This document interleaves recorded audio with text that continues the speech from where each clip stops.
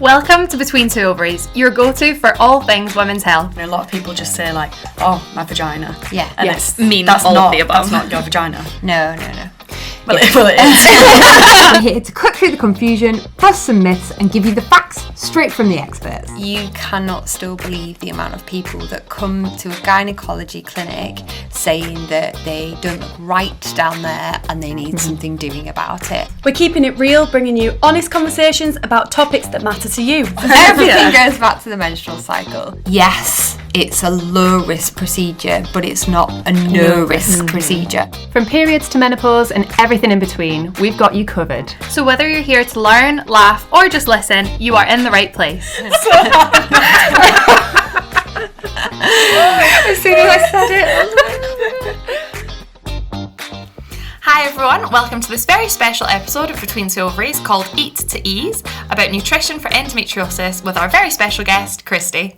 We thought this episode was really important because we know that endometriosis is so common. It affects 1 in 10 of reproductive age. It's an estrogen-dependent chronic inflammatory condition, and we at the moment haven't got amazing treatments for it. Yeah, so obviously we can offer pain relief, hormones, surgery sometimes is appropriate, but there's actually a lot of other symptoms that we potentially can't improve with our toolkit that we have as gynecologists. Yeah. And there's also other aspects, so nutrition can help with alleviating some symptoms of like bloating, constipation, diarrhea, and we know that a lot of women with endometriosis also have a massive crossover with irritable bowel syndrome, IBS, and so we really wanted to sort of give you more insight into the alternative ways that symptoms of endo can be managed alongside hormones if they're necessary for you, and surgery if it's suitable as well. Yeah, so let's invite Christie on. So a very warm welcome to our very first special Between Two Ovaries guest, Christie. Woo, woo. So Christie is an accredited practicing dietitian. She has expertise in endometriosis and is the founder of Christie Lee Nutrition. She and a team are based in Australia, and they help endo warriors from all over the world inside a flagship digital program called Beat the Endo Belly, and that rapidly reduces pain, bloating, funny poos, and fatigue. So welcome, Christie. Welcome. So we're going to get straight in. We've got quite a lot of questions that we want to get through because we think this is a really interesting topic. So we thought we'd first start with what sparked your passion for nutrition and what led you to focus specifically on endometriosis. Ooh, such a good question. And I'll try and keep it as short as possible. But when I was starting out in my work, so I spent the first 5 years of my career as a dietitian working in GP practices.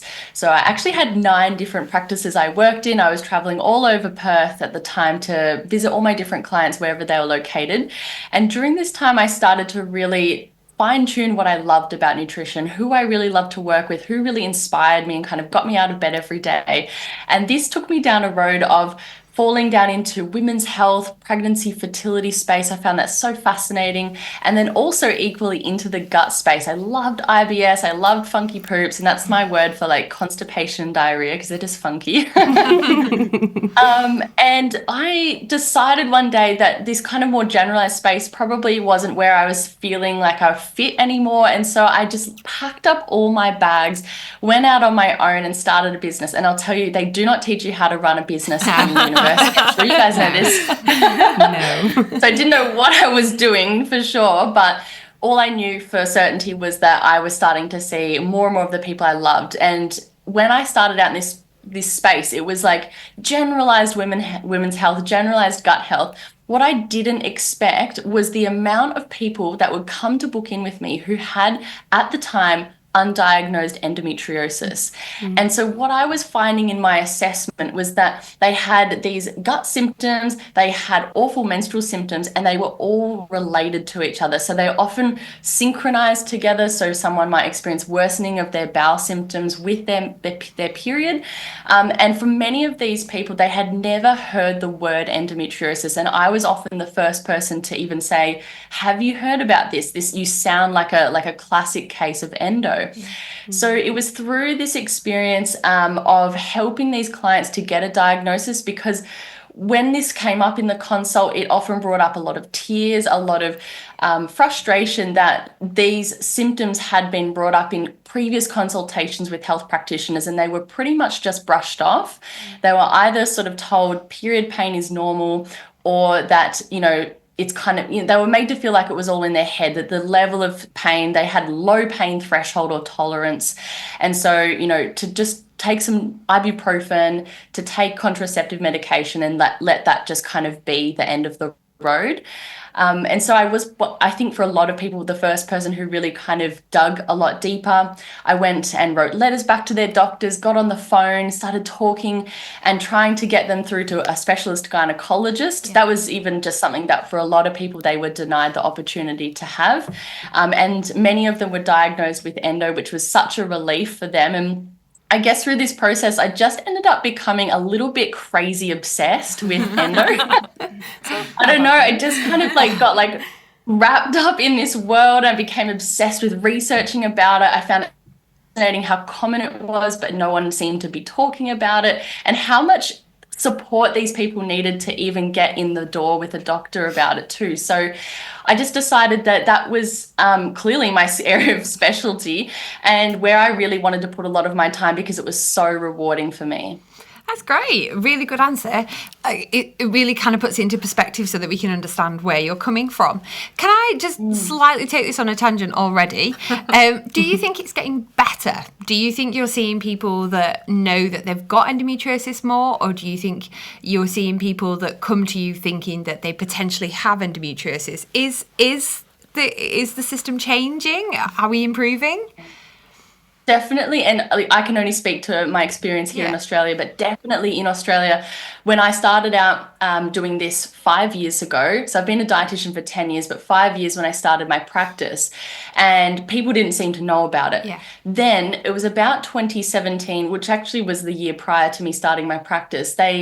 A huge grant was provided by the Australian government into research and awareness and advocacy around endometriosis, and that the findings of that research started to come through over the next few years into the early sort of 2020s, and we started seeing education happening in schools. Yeah. We have endometriosis care clinics now located all across Australia. We have at least 20 of them, if not more now.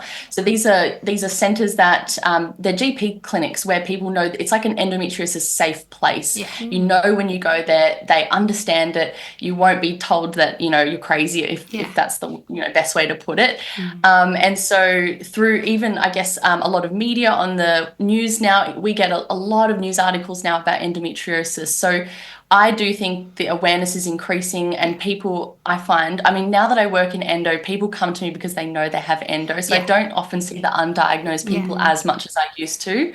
But it is getting better. No, that's great. I just kind of wondered whether the tide had changed a little bit, because I think we see more people that will come to you saying, I think I have endometriosis, rather than coming with the symptoms and you saying you might have endometriosis. I think it is slightly changed now. And I think it's way more popular. It's way more in the media.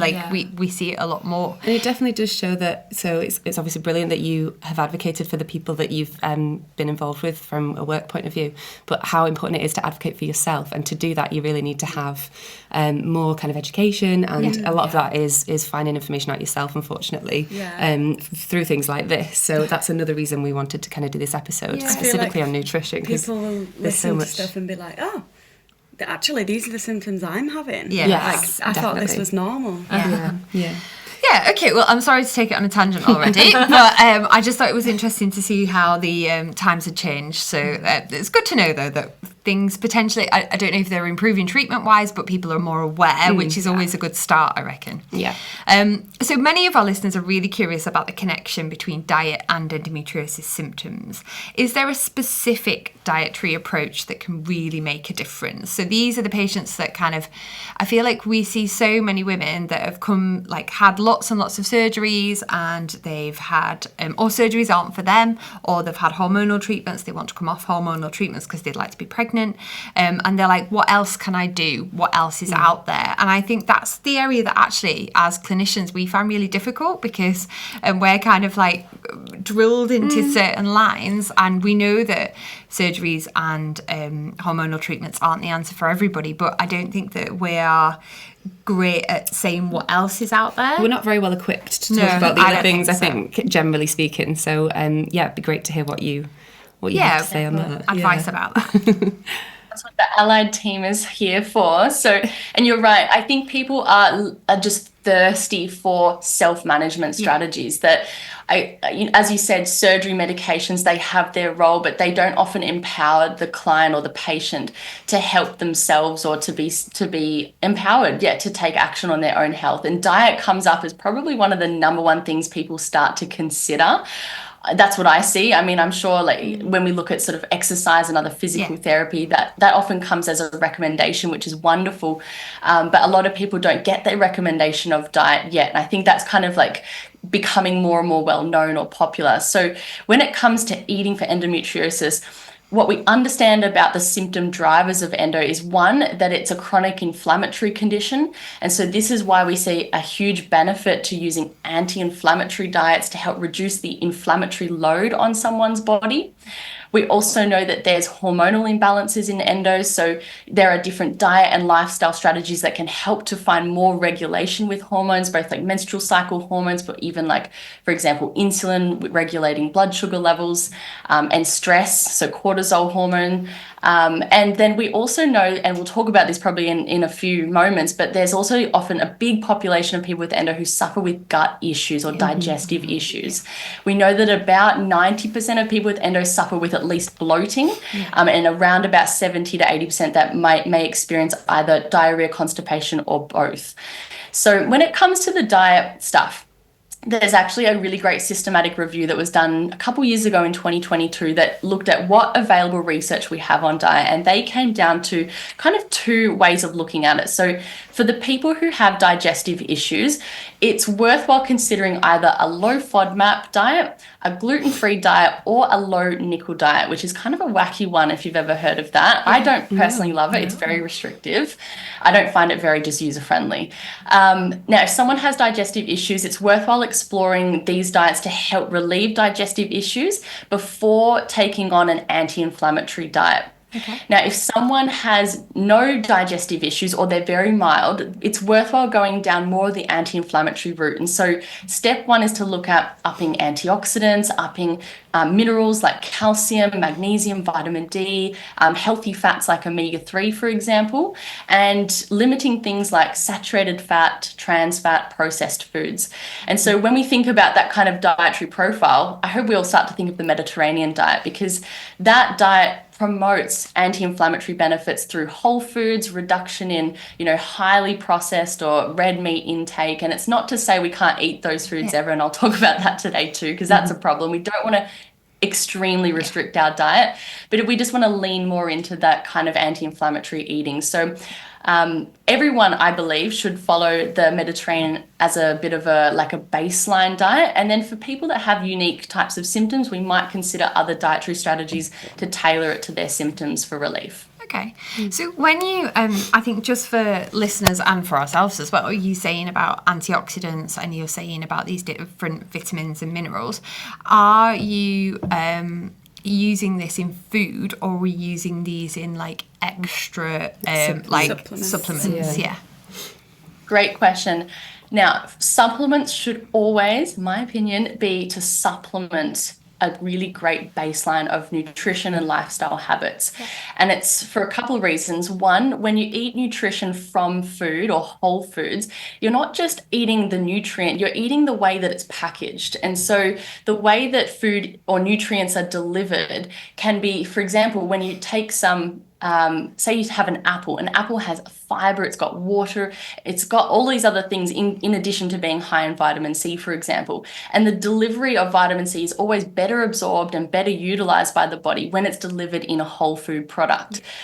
But there is always a place for supplements. There are just some nutrients we cannot reach the ideal target with from whole foods.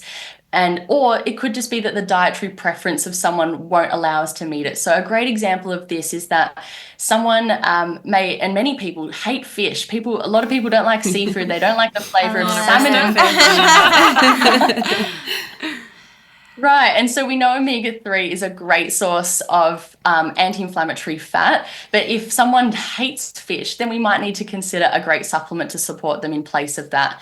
And then there are certain other supplements that we, for example, NAC, if you've ever heard of that, N-acetylcysteine, really common one that we might use in endo. Again, trying to get target levels of that one from food sources, very hard to do. I think so. There's a Eleanor's place just said for she's it. not heard of that. No, I've never heard of it. It seems quite like a bit of a buzz thing at the moment. I think you hear it quite a lot. Do you not think, Christie? Or Yeah, I mean, it's so funny because I spend my whole day doing this stuff. I'm like, everything's, I just hear this and I see this, talk about this all day. So, I guess it's getting more traction. But yes, N-acetylcysteine, it's an anti-inflammatory nutrient. And it can, there was a study that would show that it helped to reduce the size of an endometrioma cyst. And that's why I think it's particularly buzzy. Look, and it is only one study. We'd love to get more studies. So anyone, we're clinging on to anything we can. It's not harmful to take. So people do or are very interested in it. Yeah, the fertility patients like it as well. Like it is definitely one of the like buzzy ones around. Yeah. Yeah.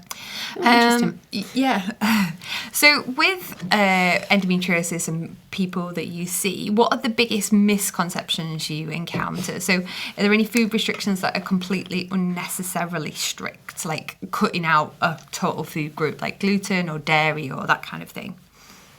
100%. I would even go as far as to say I think that any approach that 100% cuts out or restricts anything is probably unnecessary unless the person has an allergy or food intolerance that is proven through a proper diet elimination and re-challenge protocol.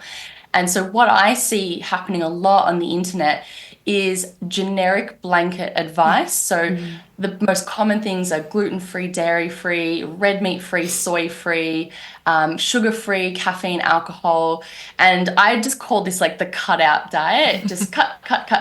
We might as well just not eat anything. Sounds really boring. I mean, who could achieve that? It would be so difficult. How many things all these stuff are in? You're left with like fruit.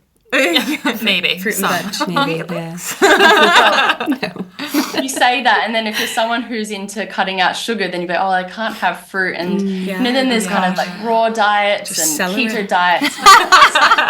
Yeah. And a restrictive diet like that, when you're someone who's suffering with endometriosis symptoms, who, it's already have an impact on your life and your mental health. And then to try and take something that for most people is probably like a real joy food, take that and make it so restrictive that you're really struggling. I think it would be so hard to stick to even if it was proven to show benefit, something so restrictive.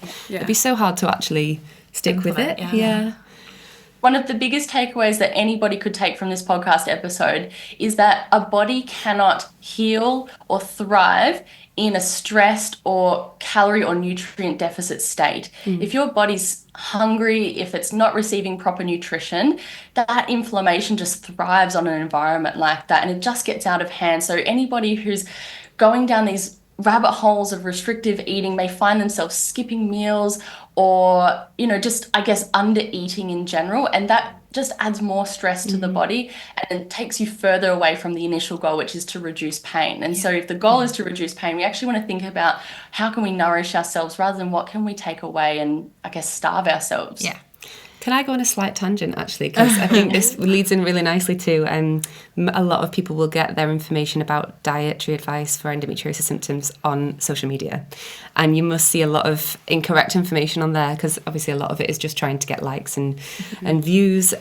What would you advise to people who are, because I think naturally a lot of women will go to social media to get their information. Is there any kind of advice you would give them to kind of eke out which profiles are accurate or not, or anything to just avoid when it comes to dietary advice for endo? Yeah, so key. And look, we are also on Instagram, and so you will still also find great, qualified, reliable practitioners on Instagram too. And that's what makes it confusing because we are out there. It's just that there's probably less of us, and we're maybe not as good at marketing because I think the typical like young influencer now, damn, they've got it. Like they know how to make a viral reel that gets tens or if not hundreds of thousands, even millions of views. And the average health professional spent most of their career studying the thing that helps you, but wasn't the thing that gets the big likes, or it's not maybe the sexiest type of content either. So this is a challenging space. But if someone's on any kind of social media platform, always try to find out the person's qualifications. And often it's in the bio. So if it's Instagram or TikTok, there's a little bio at the top of their page that says a little bit about them. You'll often need to look for like specific words, like maybe dietitian or doctor or physiotherapist. And if you don't find it clearly enough there, because remember that the bio has only a limited amount of characters. And if you're wasting it on things that maybe aren't the thing you should be doing to get people coming to your page, then you might need to click through to their link in bio or their website and just go and read their about page. Find out where did they get qualified? Was it a university? Are they accredited with regulatory bodies? Have they got a certificate from the internet? Evidence. That's great advice, actually. I think that's really useful. It's really difficult though, because there's just so much misinformation, and I don't think actually we understood, well, perhaps Eleanor and Lorna understood it a lot more than Alison and myself, but when we started doing this, like, the stuff that's out there is ludicrous, and I was like, how is anyone listening to this? But I don't know, as you've said, these people are kind of just better than us at kind of getting things out there and telling you not to have a smear, or telling you to not have, and you're just like, don't be crazy, like, you need to do this, and it's part of, I don't know. And then there's like people that are against medical advice, and you're like, but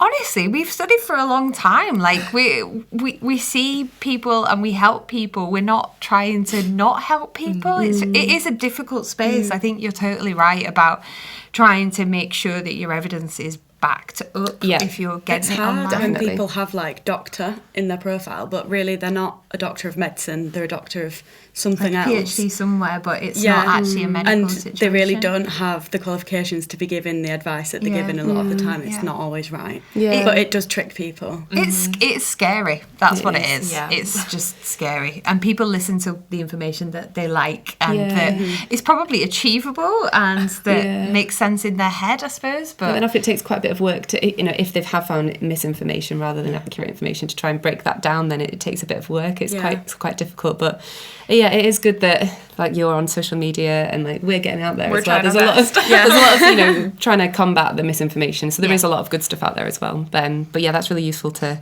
try and find the useful, accurate information on social media. You kind of touched on before the low FODMAP diet. So we know obviously with women with endometriosis symptoms very, very often have similar symptoms of irritable bowel syndrome, and the two cross over quite significantly. Can you just sort of expand a little bit more on what the low FODMAP diet is, and how it helps with those kind of symptoms? Absolutely. And this, so we had a great study come through in 2017 from Monash University. This was what really catapulted awareness around the low FODMAP diet's use in endometriosis. And essentially what they found was that 75% of people with both endo and IBS-like symptoms respond to a low FODMAP diet. So that's about 3 out of 4 people who see an improvement in digestive symptoms.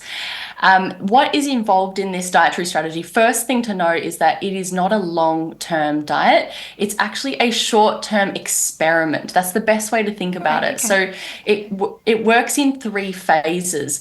Phase number 1 is where we reduce the amount of FODMAPs in someone's diet. That doesn't mean we cut out FODMAPs, it means we reduce them. And so usually there's a tolerable portion of most foods. There's only a very small amount of foods that we actually limit potentially altogether just in that first phase.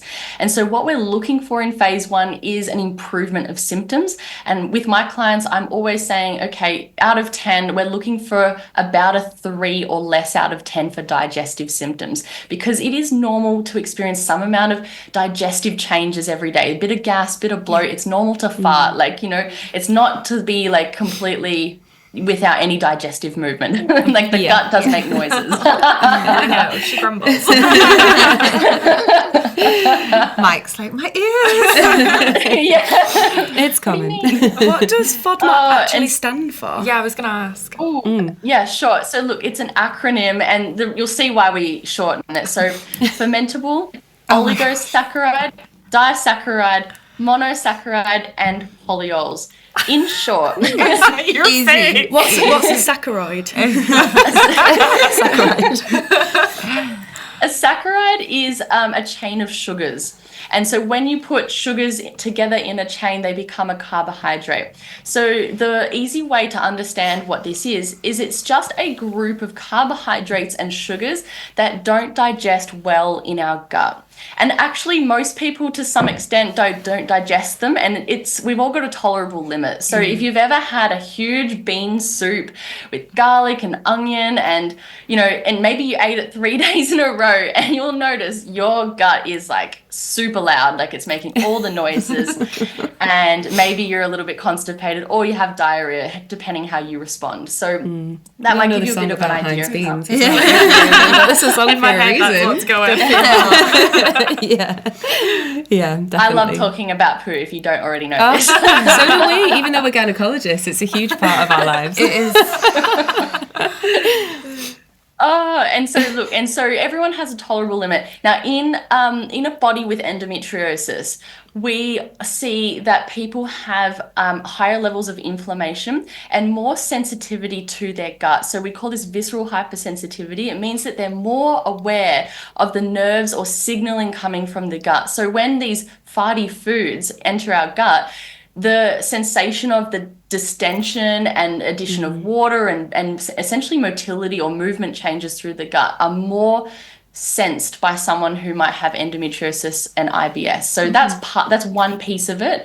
We also know that there are gut bacterial differences or imbalances in people that have endo as well, and this can make them more susceptible to the sensations of what these FODMAPs do in their tummy. So the FODMAP diet, just to summarize, do not do it forever. We actually go through a second phase of bringing FODMAPs back into the diet one by one systematically.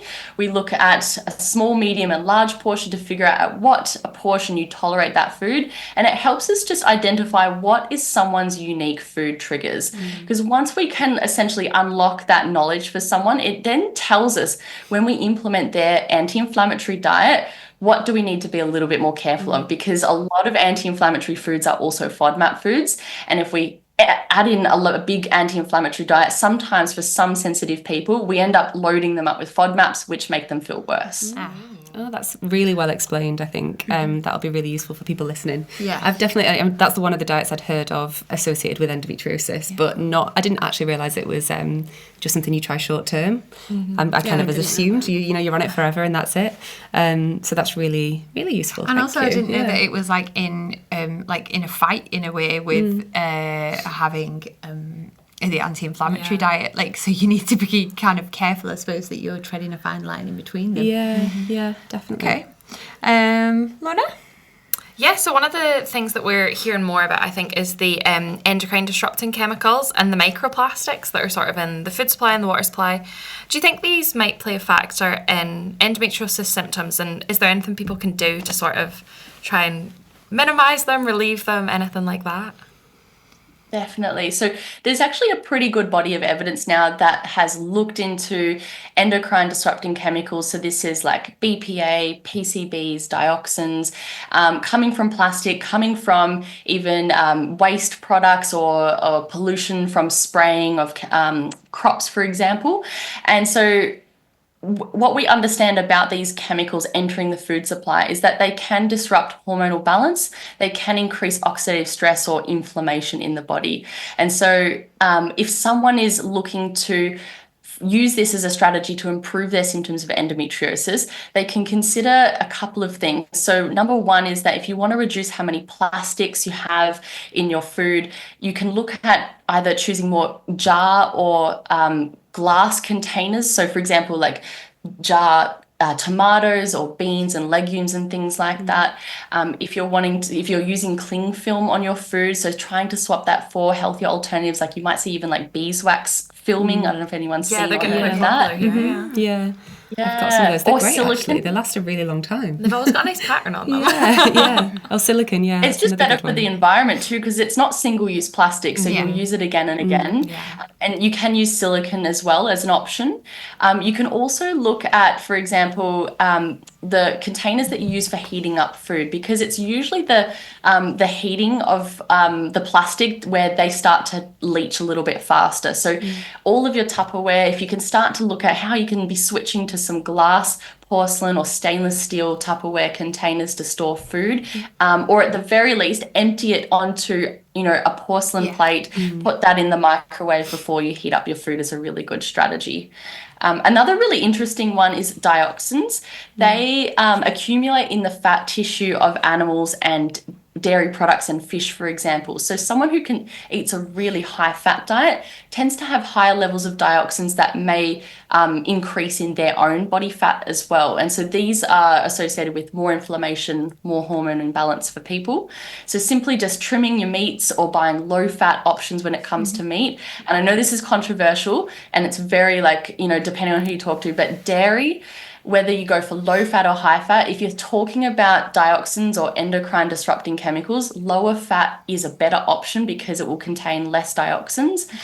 If you're looking at fertility, we have research that shows higher fat fertility is better for hormones and things. And so it's a bit of a mess, but look, it's just I just kind of go on a case by case for that one. Okay. And I think we sort of touched on it briefly a minute ago about sort of like vitamins, minerals, supplements. But are there any that you find are really specifically helpful for people with endometriosis symptoms, and maybe ones that you're like, please stay away from them, never touch them? Yeah, and most people come to work with us and they're already on like a long list of stuff. Yeah. What I want to do is condense what they're taking because it's often too many things, or they're doubling up on things they didn't realize. So if I had to pick out my top 3 things that I think most people could generally benefit from, number 1, a really great quality women's or prenatal multivitamin, because it just contains a great range of the B vitamins. It contains zinc. It often contains like a great amount of vitamin D. And so all of these things can really help with inflammation and hormone balance. If I mentioned before omega-3s, I see that's probably the number 1 that I always recommend. Omega-3 is a great supplement to take, and magnesium, which can help with menstrual cramps. It can help with sleep at night, and even help with the nervous system and reducing anxiety. So they're the top 3. But I would warn. Good. I would warn people about one thing. So if you're taking a multivitamin, be aware that if you're taking anything else, that you're not doubling up. So I see people taking zinc and a multivitamin. There's an upper limit of tolerance for zinc, and if you go over that, there can be adverse effects. And the same for vitamin B6. And B6 comes up a lot in hormonal health. If you have too much of it, it can cause nerve damage. So it's always good to get a health professional to check what supplements you're taking, make sure there's no interactions with medications, you're not taking the upper limit of anything, and that you actually need to take all of them because they cost a lot. And then you might just feel like you're eating capsules for breakfast. Yeah. That's really interesting, because I feel like supplements, I'm always like, oh, they must be good. Chuck a few more on there, a sprinkling of something on top, and I'm like, no, that's so bad. I agree, though. In the fertility space, we see this loads, and people have come and they've started with a prenatal vitamin, and then they've just added and added and added and added, and by the time they see it, I'm like, oh gosh, that is a lot of stuff. I was like, you probably just need to take the the pre-pregnancy vitamin is probably enough for most people. But they add and add. Yeah. There was a piece done about men and increasing their sperm quality, and there's a couple of vitamins about, and reactive oxygen species, and they were saying that if you're taking a few of these different medications, that actually can make it worse rather than better. I think it's that, as you said, kind of maybe asking when you're going to sit down with somebody and saying, would you recommend me to take 3? Is this actually a good idea? Yeah. I was going to say, are there different vitamins that might clash with each other that you shouldn't take at the same time? Yeah, I think it's kind of more... Go on. Yeah, definitely. Iron's a really common one that we need to consider if someone has heavy menstrual bleeding. But iron, as many of us might know, it interacts with so many nutrients. It interacts with magnesium and calcium. So I personally look for a good women's or prenatal multi that doesn't contain iron, so that we can actually take it at a separate time away from the multi, because the multi will have magnesium, calcium, zinc in it, and all of that compete for absorption. So it is worthwhile considering sometimes that you won't absorb everything if you take it all at once, so the timing can make a difference. So do you ever collaborate with other healthcare professionals like gynecologists or psychologists, physiotherapists, to provide a more multidisciplinary care pathway? Definitely. I mean, when we think about endo, it is a multifactorial condition. It affects multiple aspects of well-being between mental health, physical health, nutritional health. If someone is to really thrive with endo, they need to be thinking about adding in different people to bring their approach. And I don't want this to overwhelm anybody listening, and we certainly don't want people to do everything at once. I often recommend to people to focus on seasons, and so really kind of either journal out some symptoms, then kind of bring attention to what maybe are the key symptoms affecting you right now, and then think about what health practitioner maybe is the best fit to give you support, and give it a good 3 months. So say if mental health is the number one thing that someone's suffering right now, probably talking to a psychologist or counselor is going to be the best place. And then, for example, someone with digestive symptoms being their number one thing that's impacting them, a dietitian's a really good person. So to come back to your question, we love to have what's called like a toolkit of people can reach out to, because it's outside our scope of practice to teach or to really help someone beyond nutrition. So we actually do what's called like guest expert workshops with our clients. So every month we host workshops and we bring in someone to speak on whether it's nervous system regulation or acupuncture, or even we've had someone talk about gut-directed hypnotherapy. And then that way they get a little taster into one, learning about this thing that they maybe have never heard of and how it can help them, and then 2, connecting them with someone that we trust that could be a great resource for either support after they finish working with us or in tandem with. I think you touched on something that was really great advice, but also you touched on something there that I think a lot of people find really difficult, that you need to stick with it for a little bit of time. Yeah. And I think that is overwhelmingly difficult for a lot of people, because they want a really quick answer, whether that be medical, surgical, dietary, physio, psychology. They want it to be quick, and I totally get it. Like, if something is taking over your life, you want the answer to be quick. Yeah. But I think when you said you need to stick with it for at least 3 months, I was like, yes. It's easier said than done. The whole 75 hard challenge that's going around at the minute, I've started it 4 times. I've never got more than 10 days in. It also highlights, I think, that, having the right support is something that you need to be able to stick with something. Like, you need to believe that what you are taking is actually going to be beneficial. So, if you've just had like a 2-minute really quick consultation and it didn't really get explained to you, you're not going to stick with that, whatever it is that's been recommended from the toolkit of things for all your various symptoms. So it's like, really, it's hard, because I think, women have waited so long often still for a diagnosis. They want to get to that clinic and have their symptoms relieved quickly, but sadly it does still take quite a long time, because, as you said, there's lots of different, 1 month it could be your mental health, another month it might be bloating, another month it might be something else. And it's, I think I like the analogy of having a toolkit, and then, what is your problem at the moment and what can we help with focusing on at the moment, but it's going to be a long journey to get everything under control, really. That's right. And especially just to add, in menstrual health disorders, for example, it takes a whole month to have your period come around. So it's going to take at least 1 month to see, did what I implement this month make a difference for my upcoming menstrual cycle or my period? And so because it can take a bit of time to see results, you want to at least see, out of 3 periods, out of the best of 3, did I see an improvement with this change or this strategy? And it's hard for people, because they will often change a million things at once, and then we can't quite figure out what was the thing perhaps. But that's okay. It's okay to do more than one at once, but be mindful of your energy and how much you can really take on at a time. And if you kind of scatter yourself over too many little things, you'll probably do none of them particularly well. Whereas if you just focus in on something, give it a good 3-month period, and then move on to the next thing. Endo is a lifelong condition. It means you've got plenty of time to build that toolkit. And if in 3 months, actually, in the scheme of managing a chronic condition, is actually nothing. So sometimes we just need a little bit of a reminder that we overestimate what we can get done in a day, and we underestimate what we can get done in a year. So take your time, go through the paces, and definitely try and get referrals or recommendations to cut to a shortcut to someone who might be more knowledgeable or helpful in the endo space too. Yeah, definitely. And from a nutritional standpoint, what would be your top piece of advice for someone with endometriosis that's tuning into the podcast? Oh gosh, I mean, this is like the hardest thing, right? my top piece of advice, you know what, this is going to sound so basic, but honestly, sometimes the most basic advice is the best advice.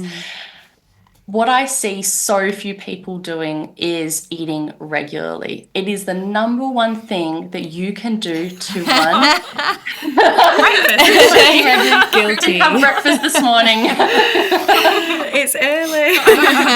I know, look, and it's tough. We live in a really busy world where we've got deadlines, we've got busy schedules and families and all of this going on. But it's such a simple hack that we almost overlook it and maybe underestimate how powerful it is. But what happens is when you eat regularly, and when I say regularly, this means eating on average about every 3 to 4 hours across the waking hours of your day. So it's a breakfast, maybe around 6 a.m., 7 a.m., then we're getting to lunch, or you might have a morning tea if your lunch is delayed. You might need an afternoon snack if dinner is quite late as well. And so when you eat like this, you tell your circadian rhythm that there's a regular schedule to what's going on. This impacts other hormones in the body. It tells your stress levels to reduce. It even tells your ovaries to produce adequate amounts of hormones. So I can't tell you enough how important regular eating is for hormones, but also for blood sugar level balance and the way you feel. So your mood and your energy throughout the day will be completely transformed when you eat regularly. And digestion. So if we don't provide regular nutrition into the body, the digestive system tends to slow down and become more sluggish.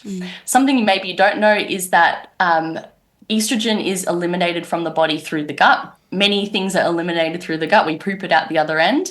If our gut is sluggish and we have constipation, which is common in endo, we see more reabsorption of estrogen into the body through the intestine.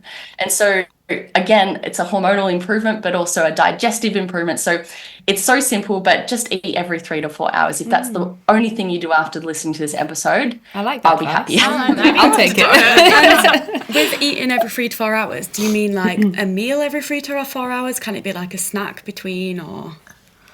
Definitely. So we recommend trying to have 3 more main meals per day, and you might have 1 to 2 snacks, and it kind of depends on the timing of all of that. But I find that people mostly need an afternoon snack, because the time between lunch, maybe 12 or 1 o'clock, to dinner time, which could be 6, 7 or 8 o'clock, that's like a long it's like up to 7 or 8 hours without eating. Your body can't cope. And this is why people get the snackies in that. This is why we nip down to the shop and get a chocolate bar. What do you mean? And from your perspective as well, what is the best meal of the day? Which is the most important meal of the day? Please don't say She's that. going to say breakfast. You know what? It's not breakfast. Look, I love breakfast. And this is just my opinion, and it's not based on any science. But I personally believe that dinner becomes one of the most important meals of the day, because it's one of the only meals of the day that many people around the world actually eat vegetables. It's also, I think it's most people's favorite meal of the day, because it's when they actually relax and sit down. But just to clarify, because for the northerners in England, dinner tea? is lunchtime. So dinner is lunchtime at 12.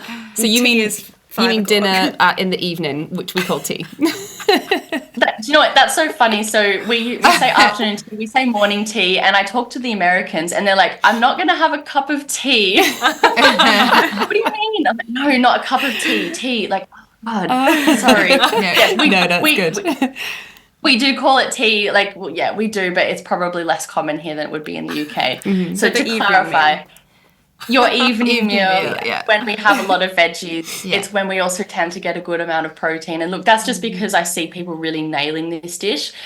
Where people need to actually probably improve on a lot more is bringing in a healthy breakfast and a lunch. I find people are really struggling in those areas the most, because that's when they're busy and they're rushing out the door. It's the time pressure, isn't it? It's so hard to be prepared, to bring your lunch into work. Yeah. Can I just ask a quick question on the back of this? So you're saying it's really important to eat 3 meals a day, and then you can have your snacks. You don't want you to be up and down with your blood sugars. And I feel like there's this massive drive at the moment for everyone to carry around the biggest water bottle that I have ever seen, ever. Stanley Cup. And I'm just kind of like, I feel like this I'm so sorry. This generation must be the most well-hydrated generation in the world. And I'm just kind of like, how much water is too much water, and how much water does one need? Like, I just feel like... Is it that 2 litre rule? It's a good question. Yeah. That's a great question, and you're right. It's kind of the big hype, and if you've ever heard of the 75 hard challenge, I think that's getting a bit of hype at the moment. I've not heard of it. I haven't heard of got it. very far. Oh, you're not on TikTok, are you? So old. What is it? Just a quick one for old people that don't know what it is. Alice knows. No, I think you'll probably be a better explainer than me because it was my friend. Explain what you're trying There's to like set things that you're meant to do for 75 days because apparently it's proven that 75 days is the amount of time it takes to start a habit. Oh, right, okay. So the things are It's drinking. just like over 2.5 months. Yeah. Yeah.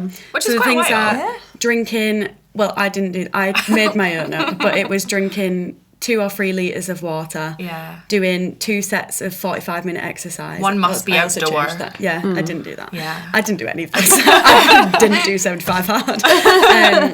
It was reading a book. Yeah, you meant to read so many pages, drink so much, eat well, Eat, do this, do eat that. some sort of diet. It doesn't have to be a healthy diet. Well, I feel like it it doesn't should have be. to be cutting something out. You can like choose the diet that you meant. It's just meant to be like commitment, sticking to something. Okay. Okay. So just a 75-day great- commitment. Of trying to live your best life. It's got a great philosophy, and look, I find it refreshing because you've just said 2 to 3 litres of water because my friend told me it said 4 litres of water, and I was just like, that is Maybe not I've been good. reading a different one. Slacking. So is there too much then, as from a nutritional yeah, to standpoint? bring What it- would you say is...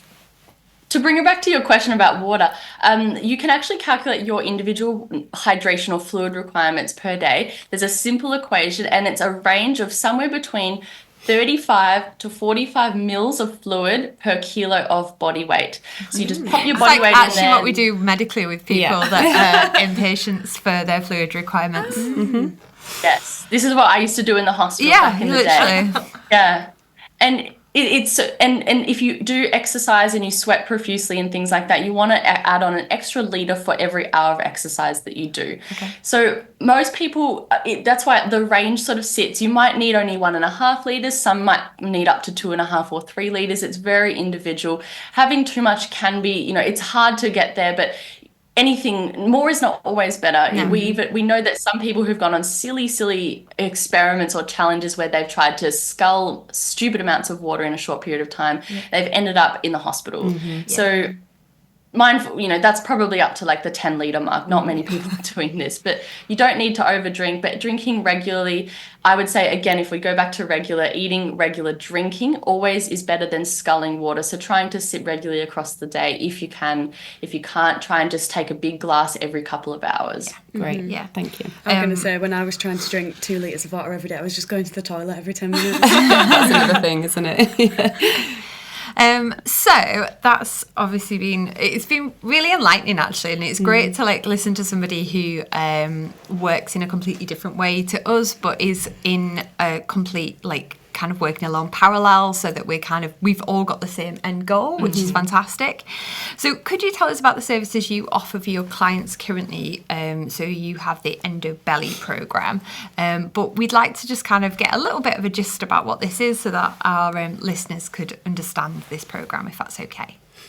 Yeah, amazing. So I built Beat the Endo Belly about 5 years ago, and it was created on the concept of dealing or helping people overcome or manage what I call the 3 hallmark features or the symptom drivers of endometriosis. So inflammation, hormone imbalances, and gut dysfunction. And so what I did was I've essentially created a step-by-step strategy where people can go through whether they need the FODMAP diet or not. That's very unique. An anti-inflammatory diet, and then a hormone balancing strategy. And we actually walk with people through these steps. I call it a hybrid coaching program because we actually give them the education in an online format through video lessons and downloadable resources. But then we also hold their hand through it. So we have a group level where we go through it as a group. And then we also have a one-to-one container where we take people through in a more tailored or VIP kind of format. And so the outcome of this program is to help people reduce period pain, bloating, funky poops like constipation, diarrhea, and fatigue. I mean, obviously this is our flagship program. I'm obsessed with it. It's something as you said before, it can it can't be done overnight. It's not a magic pill. It's not a quick fix. And it will be something that we take people through over at least a 3-month period, and for some people up to 6 months. So if anybody is stuck with those types of symptoms, they're looking for a holistic or a natural or something they can do for themselves to take back a little bit of control of their symptoms, they can come and talk to us. Either they can reach out on our website. We also have a free masterclass where we teach on the strategy we use inside Beat the Endo Belly, so people can get a little taste to see what it's all about. And if it feels like a good fit, they can apply for the program, have a free call with me to see if it is a good fit. I do like a little mini assessment with them, and then they can join the program if it's a good fit. That's great. I'm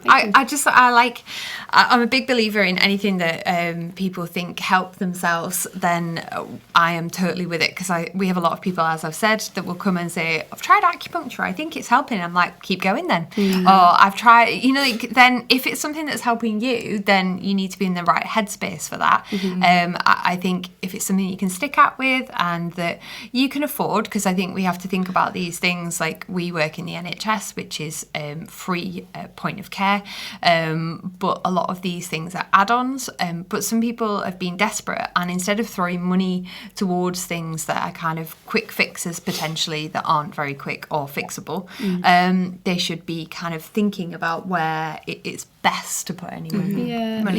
Definitely. And I think that's where like educating yourself and getting knowledge in these kind of formats is really useful, but also knowing that a lot of the information that you've shared is evidence-based is also really, really crucial, I think. Well, we've said knowledge is power. Knowledge is power. Knowledge is power. Advocate for yourself. I think because we believe in that, like having that knowledge and question people. As you said before, people were coming to you and they didn't know what the problem was. People are now going to healthcare providers and saying, I think I have endometriosis, I have these symptoms. So there's a different shift, and it kind of keeps clinicians on their toes, which I think is good. We should be up to date. We should be knowing the evidence. We should be able to advise people at the best care. And things like these give us another kind of a little thing for our armoury to be like, well, have you tried something completely different? And I think that's a good option. Yeah, definitely. Like you said, just to touch on at the very beginning of this episode, you talked about people who are trying to start a family. They need to come off hormonal medications, and a lot of these people are terrified because this hormonal medication has saved them.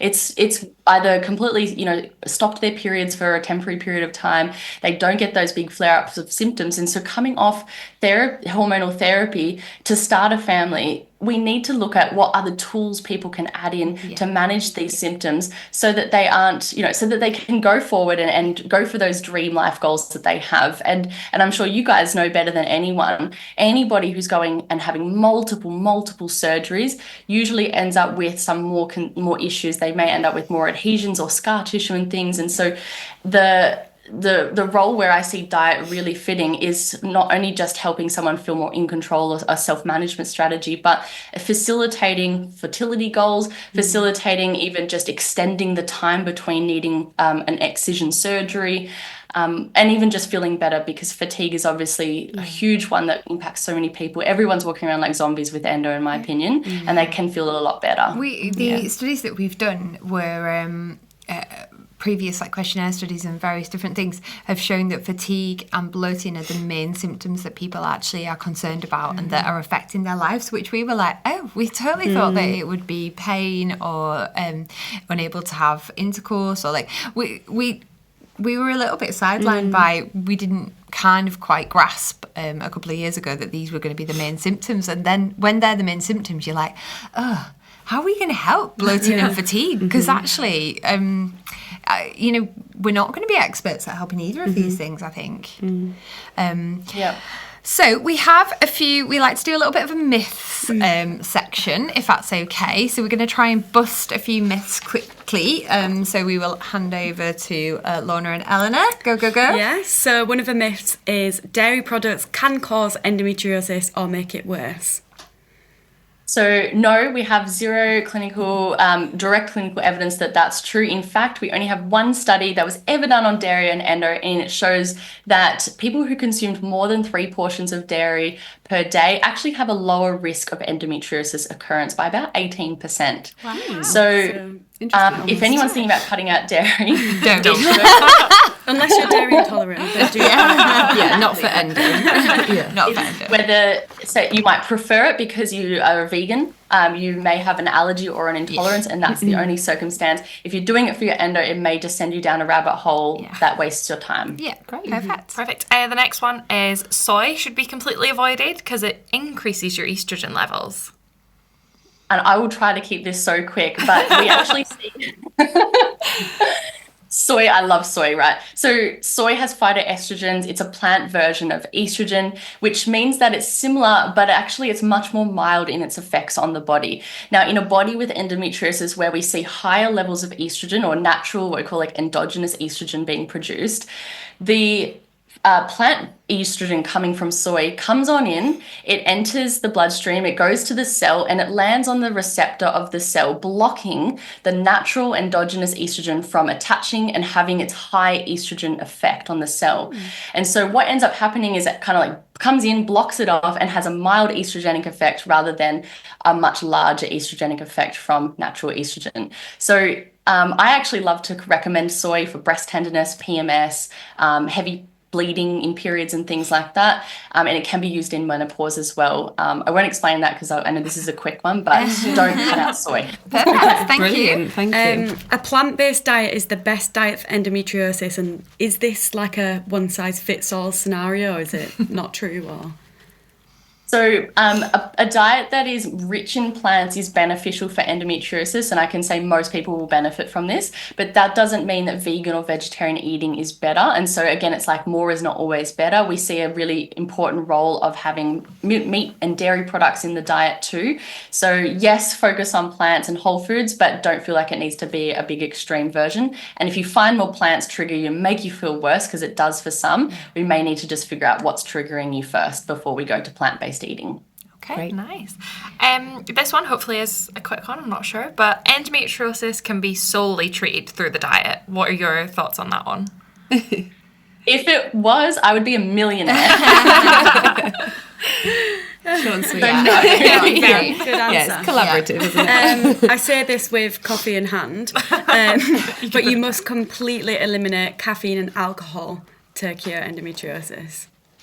So you don't have to completely cut it out. We find majority of people may find that larger amounts cause issues. So the alcohol overloads the liver, for example, and therefore the body deprioritizes removing estrogen and doing other functions. Coffee increases gut motility, it increases anxiety. And so we find that people with endo are more sensitive to these foods, but you don't have to cut them out. Usually like having a coffee first thing in the morning and then switching to decaf in the afternoon can be a really great way of having both options. And similar with alcohol, trying to just, the regular advice, try not to drink too much. None of us should really be drinking too much. Yeah. Base it out with water. Yeah, but not too much water. Not for the And if you go, maybe red wine as a preference because it's got antioxidants. Perfect. So when we find our myths, we always get some pretty wacky ones. So this one is endometriosis is caused by negative energy, and this can be fixed by just going vegan and reducing your stress levels in your life. Just that easily. Love it. I just love to know where you found that one. That's a crazy one. Honestly, it's all, yeah. My gosh, no. So, well, look, reducing stress in your life will help most inflammatory conditions. Stress has a huge impact on the entire body. So I'll give a little bit of credit to that. But eating a vegan diet or focusing on particularly negative energy probably isn't really going to make the big change. So keep a bit more of a balanced approach, and yeah, definitely reducing stress is always good. Mm-hmm. Yeah. Perfect. Next one, alkaline diets will dissolve your endo lesions. Again, as the alkaline diet would be a millionaire if this also was true, and there's an incurable condition if anyone didn't know.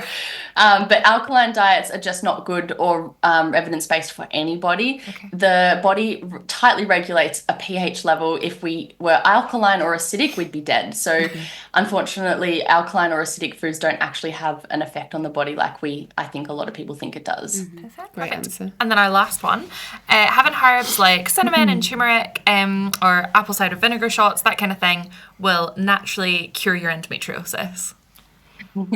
So there is a little bit of literature on turmeric. It's never going to cure your endo. Let's be clear about that. But we know that the active ingredient curcumin in turmeric can help to improve inflammation levels in the body and therefore may improve your pain. Cinnamon, probably not quite so much. But if I had to say, like, if someone's out there doing this type of shot, apple cider vinegar, cinnamon and turmeric, it's not going to cause you harm unless you drink silly amounts of it, because vinegar will upset your tummy after a while. So there's no harm in doing it, but don't expect it to make the big lifelong, endo relief you're expecting. Yeah. Great.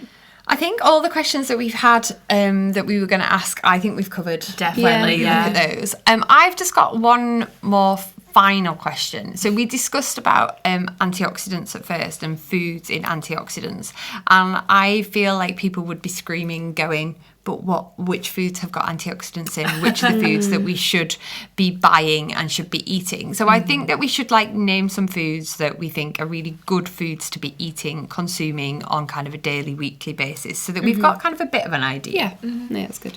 Yeah, definitely. So the most simple way to think about where you find antioxidants is, one, you find them in highly colorful foods, because antioxidants make a lot of color. So purple foods, like you might see purple sweet potato, eggplant, I think you guys call it aubergine, probably. Even like red onion. And so if you're thinking about an anti-inflammatory diet, instead of picking the white onion, you might pick the purple onion, and that's a great little anti-inflammatory swap. Green leafy vegetables are very brightly colored, your reds, your oranges. So think carrots, pumpkin, peppers, like all of these foods that are beautiful in color, they all have antioxidants in them. So that's one tip. So we think fruits and vegetables, obviously. Another thing to think about is polyphenols. These have antioxidant properties. Polyphenols, and think of like phenols, like smelling. I don't know if that helps anyone remember it. Okay. Things that have smelly food. We got it. Smelly food. Smell good. So this is why cinnamon and turmeric came up in your question before. So spices and herbs that have a lot of flavor, a lot of smell to them, they are very high in polyphenols. They help to reduce inflammation. You'll also find polyphenols in tea and coffee and red wine. That's why I mentioned that before. And this is why, you don't have to cut out coffee, but minimizing maybe the caffeine amount. Just swap it for red wine. I don't know how we didn't feel about that at work. No one would know in the mugs. Very true. And don't forget, I think, when you think of antioxidants, that you do find antioxidants in fats as well. And so nuts and seeds and oily fish are really great sources of antioxidant fats too. So that's where I would focus your attention. And my biggest advice on this is to do what I call a crowding out method. And so by focusing on these foods, you think about, what can I eat more of? What can I add into my diet? And the more you focus on what can I add, the more it tends to it essentially crowds out the more processed or inflammatory foods in the diet, because you're filling yourself up with so much of this good stuff. And when you look at it like this, it's what I call an abundance mindset. You focus on what can I have rather than what can't I have. And naturally it just shifts in that direction. So you're having more of the healthy stuff and less of the unhealthy without it feeling restrictive or a big change. I prefer that way of thinking Yeah, about I it. like It's that much way of more thinking. accessible. It's great. One of the fertility consultants I work with always says, you need to eat the rainbow, Nick. Eat the rainbow. And she's like, and you don't. So you need to eat the rainbow. But no, I think it's a good way of thinking. And actually, it's made it easy to think about what foods that you would try and target to put into your diet. So maybe some of the other food shifts out of your diet. I think that's a really good way of looking at it, rather than being restrictive. Definitely. It's achievable. Which is good. Is there anything, Christie, that you think that you'd like to cover or tell us, or ask us before we go? I think this has been a fantastic session. I think it'll be so useful to our listeners, and it's been great. I've really enjoyed I've it. learned so much. I've learned It's been loads. really enlightening, and I think you've explained everything in a really easy to understand way, which would be great for our listeners as well. So thank you so much. Amazing. I appreciate so much you having me on, because more people need to know about how beneficial diet can be for managing endo. It might not be a cure, but it will make such a huge difference for symptom management. And symptom management equals quality of life. You can live better with endo. You can, what I call, thrive with endo. So it means that you live with endo, but you live in a way that you're no longer impacted every day, or at least every month, from symptoms that, stop you from going to work or getting out of bed. And I just want to give people that sense of hope that that is possible. And we've worked with hundreds of of people who've achieved exactly that. And if anybody out there is stuck, confused, wants to get out of the, I guess, influencer confused space on diet, come and watch our masterclass. I talk about evidence-based science for endometriosis nutrition, and if it feels like a good fit, you can always join our program too. But if at the very least you watch the masterclass to debunk all these myths and get on the right track with diet, that would just make me such a happy person. So if you come to our website, you'll see our webinar up there. It's free to attend, and yeah, just come and check it out. We'll put the website in the link. Yeah, we'll put the link on. I think you've just kind of given some really great, realistic advice, which is what we really wanted. We wanted something that kind of people could listen to and think, oh, I could achieve that. I could do that. And I think this has been really great for that.